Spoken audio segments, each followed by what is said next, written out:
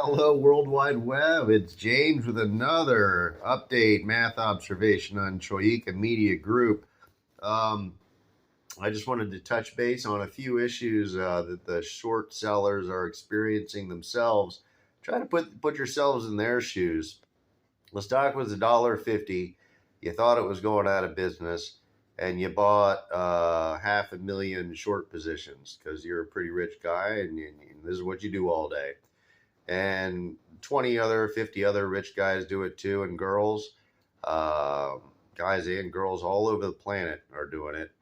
Some of them did 10,000, some of them did 50,000 shares, some of them did a 250,000 shares. There might be some out there with 5 million shares. The biggest guy is probably or girl is probably holding a ton. They can't sell right now, and it just baffles me as to why they wouldn't, because they bought it at or they shorted it at $1.50, and they want to buy it back like where it's at 22 cents. You think that they would want to? They can't. They can't because they're going to cause a margin call on themselves. This thing goes up a penny every time 1,000 shares is in the bid. The average bid is $1,000, all 1,000 size, all the way up the food chain. So if you try to dump 100,000 shares all at once, when I say dump, I mean buy them to close out your position. When they try to buy 1,000 shares or 100,000 shares all at once, this thing's up to $1.22, and they immediately margin call their own account, and then they start having their other things frozen, sold off. These brokers, Robinhood and Ameritrade, they can even dip your bank account. That little automatic deposit thing that you got hooked up directly to your bank, yeah, that can work backwards too. So not only do they suck out all your Tesla and all your everything else, if this thing hits $50 and you shorted it for $1 that many times, but yeah, they're taking everything. So I think what these short sellers have done is they're in the we're not going to buy it no matter what mode. We're going to get all of our money out of our Schwab account, or out of our Ameritrade account, or out of our Robinhood account. They're going to sell off everything in all of those accounts. They're going to get all that cash and money out of there. Then they're going to close their bank account. And I think that's where they're at right now. I think they're in insulation mode to try to protect everything they own in this world. And if you have any brains in your head, you probably would have to do that. You'll probably still end up in court one day with these people as they try to collect the money that you owe them. But at this point, you're staring at owing, Ameritrade. You bet $1 million. Now you're staring at having to give Ameritrade $50 million, which would take your house. So I don't know what rich people do in these situations, but it's usually a hide and run and cloak, and definitely not cause the issue. They're not going to cause their own margin call. They're going to get everything out of their account. They're going to close their bank account. They're going to shut down all links. They're going to end up in court with Schwab one day is what's going to happen. I think you'd have to be a moron with a big short position just to leave everything as is, because they're coming for your Tesla. They're coming for your AT&T. They're coming for your ETFs and everything else that you got in there, and your balance. So to think that you can just sit on it in your account with other properties in there is probably silly. They've already freaked out, and they still can't sell because it would cause it. They're hoping the doors get shut one day. They hope everybody goes home and this place goes out of business, and then it gets delisted, and they only lose their profit on the deal. Right now, they're sitting in it with a plus sign on Troika. They're looking at a nice win. The guy bought 1 million shares. He's up about $1 million right now. He's going, man, I'm up $1 million, but I lose $1 million if I sell it. It's going to go down my full $1 million, and then I'm going to lose another $1 million. That's what he's looking at right now, or she. I say he too much. I'm sorry. He, she. God, I'm not doing the pronouns thing. Y'all. I'm just going to start saying y'all and sound like a true Floridian that I am.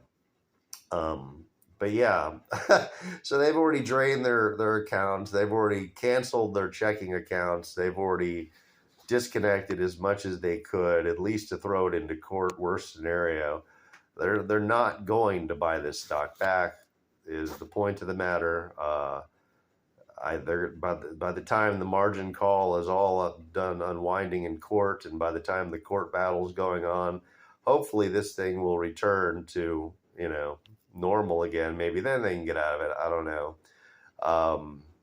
But yeah, they're absolutely not going to buy their stock back, which leaves us to the position we know they got in under $3. So we know that the broker is going to make them get out of their position once it starts hitting around $1. That's probably where people last shorted it at heavily. So when this thing hit its 50 cents or $1, it's just going to start peeling apart, and it's going to get into the $1.50 range, and that's going to peel it right into the $2 range, and then that's just going to throw all 60 million of these shares with a margin requirement of buying it back immediately. And all of these accounts are just going to get shuttered. It wouldn't shock me if they disconnect the buy button on this one. For a lot of brokers, I know Robinhood disconnected the buy button on GameStop. That's how they shut it down. I wouldn't suggest playing that game with it. What I would suggest is get it for 22 cents. Go ahead and put a sell limit order on it for, I don't know, some shit. Whatever you think it's going to hit, whatever you would like for it to hit in theory, and don't be too greedy.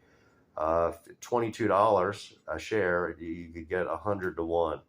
So do you want to go for $40 and make it 200 to 1? Do you want to go for $100? Pick what you want to go for and set a sell limit order on it at your huge monster profit.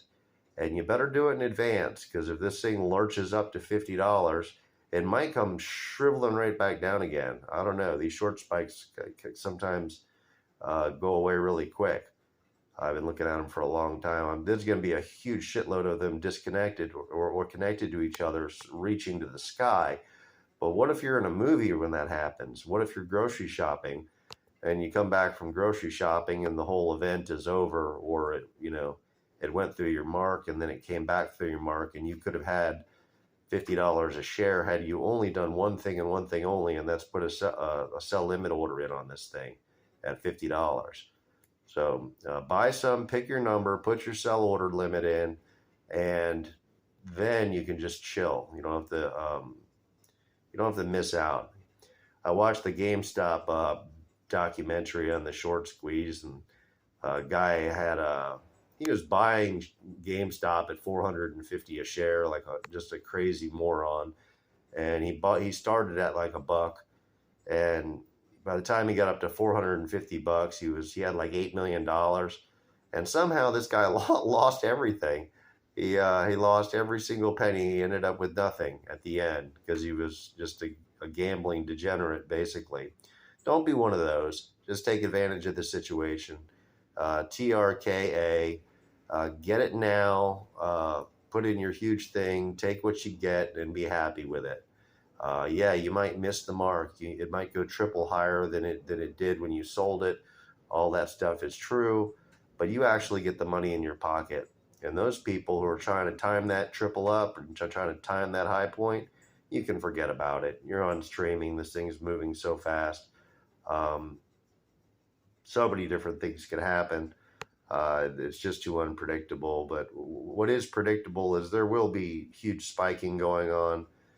There might be a major short account closing event and forcing everyone to get out. You are going to get the hard spike. I don't know how long that spike holds or lasts. It probably won't hold or last. That might be what happens, unless the buying frenzy comes in behind it with all the Reddit people. But that relied on the Reddit people being consistent buyers at $400. I don't think we're going to see that. We're not going to see a rush of buyers at $400. We're not going to see a bunch of buyers rushing in at $20. We're going to see a buy orders to go in to close out 66 million accounts. It's going to be those people just closing out their accounts, and then the thing's just going to collapse after that. So it's just going to be a single event, a massive needle moving upwards. You can be a part of that needle if you have a sell limit order in. If you don't have a sell limit order in, I say you miss it completely. I say you come home from the grocery store and go, what the hell? Oh my God, my stock's worth $5 now, but it was just worth $100. Damn it. You know, that's going to be what happens. It's the worst of Murphy's Law, I think is what they call it. But yeah, so the pickle is it goes up a penny for the bid size is about 1,000. So if it goes up a penny if you buy up 1,000 shares, one guy with 100,000 shares can drive it up to $1.22 all by himself if he needs to get out and decides screw it. You know, I'm not putting myself in this position, and then you might just see one guy step up and do it and he's just going to send the whole thing crazy, and he might end up a very slight winner. Maybe he did it for $1, and maybe he'll just bring it up to 98 cents. But that's just going to send everything crazy. So it's just going to take. Well, the guy who got out Friday morning, that looks like it was about just 40,000 shares, 40 to 50,000 shares that he bought, and he sent it up 20% all on his own. So I don't think it's going to take many, but if one person getting out absolutely to $1, so this is just all coming down to the will of one human to decide, okay, today, because they're all looking at it every morning, is there enough in the bid size for me to get out today? And the answer is no. And then they look again later, oh, still no. And then they every time they might relieve themselves of 1,000 or 2,000 shares, trying to dip it out. But as soon as they wake up in the morning and they see clearance, that's a reference from Airplane for you young people. We have clearance. You should go watch that movie. But as soon as they see clearance, somebody's going to take the runway. Somebody's going to say, okay, you know, I shorted this at $1 and I can get rid of all of my shares right now and have it only come up to 78 cents. And I'll still be a winner and I'll end this nightmare. And he's going to do it. And I'll tell you what, that's just going to drive. We're just waiting for that.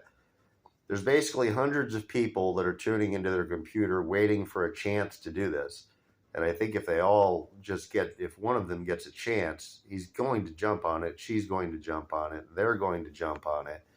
And that's where it's going to go crazy. They can't jump on it now because the bid size just isn't there. Will the bid size be there one day for one of them? I think so. I think that's just what we're waiting for. Or they're just going to keep peppering their shares into this thing and it's going to hold and or go up as it gathers interest and as it becomes more profitable.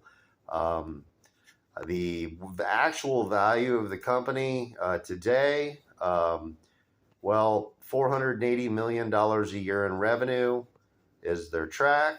And they're only tracking earnings of a couple of $1 million a year. They are a profitable company. They have $30+ million in the bank account. They're growing 25% quarter over quarter, they look like. I don't know when this ends or how much higher that goes. If it goes any higher, everybody's in trouble. But it looks like they are about a $500 million a year company right now. And being that size of a company in the industry they are, it would not shock me to see them be able to do a $50 million per year or $60 million per year net profit. That'd be about right in the margins, about right on the profit line. They're going to have to lower their operating costs and streamline it a little bit better, collect the two companies together a little bit better, and maybe get rid of a few people or maybe just grow up just a hair more. But if they're a $66 million earner, that's $1 earnings per share, everybody. That means this company is worth $30 or $40 once they've, I guess, done it officially. The speculation of them doing it right now should be enough to make it worth, $1 or something, because they're looking like that's where it is and where it's going. And if this company had somebody else's name on it, I have a feeling that, yeah, it'd be worth $1 or $2. And so, yeah, there's so many experts out there that say it's going out of business. And yeah, it was going out of business. There's no denying it was going out of business. This is their annual chart going back to 2018. They just lose money and lose money and lose money. And then they bought another company and then all of a sudden turned into this $500 million a year beast. that's profitable, and nobody knows how profitable it's going to get. Um, see, this final quarter is when they broke into the profit. They finally learned how to do business. I'm so proud of these people. And they got a lot of money. Um, they can pay their bills, they can pay their credit cards. They need to continue the revenue growth, which I don't see that stopping. It's just lurching 25%. You look at this little trifecta of quarters, bang, bang, bang. The next one comes in up here on the next earnings day. There's your short squeeze day right there. That's just, I don't know. I don't know how people would get over that if they earn 10 or $15 million for the quarter, showing them on course to be a dollar earnings per share company like now. If they throw up a 10 million or $15 million win next quarter, yeah, this thing's going straight to, $5-6. Of course, the short squeeze would be involved in all of that, and it would just rip them apart. So actually, before it goes up to $5 or $6, it's going to have a pit stop at $500 or $100. Then it's going to come back down to $5, where it actually probably belongs.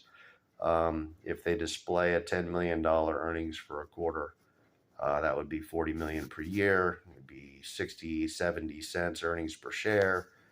Hell yeah, they're a $5 company. So I don't know. I see this is going to be a $5 company pretty damn soon. If it's not a $5 company, it's going to be a $2 company. They're going to be able to put up 10 million a year in profit pretty darn quick, even if they don't grow the revenue anymore. I think they can just get rid of people, rearrange things, downsize just a hair, and make it happen. And they're going to shove these shorts out of there. And they're probably going to dilute the company into it if they can.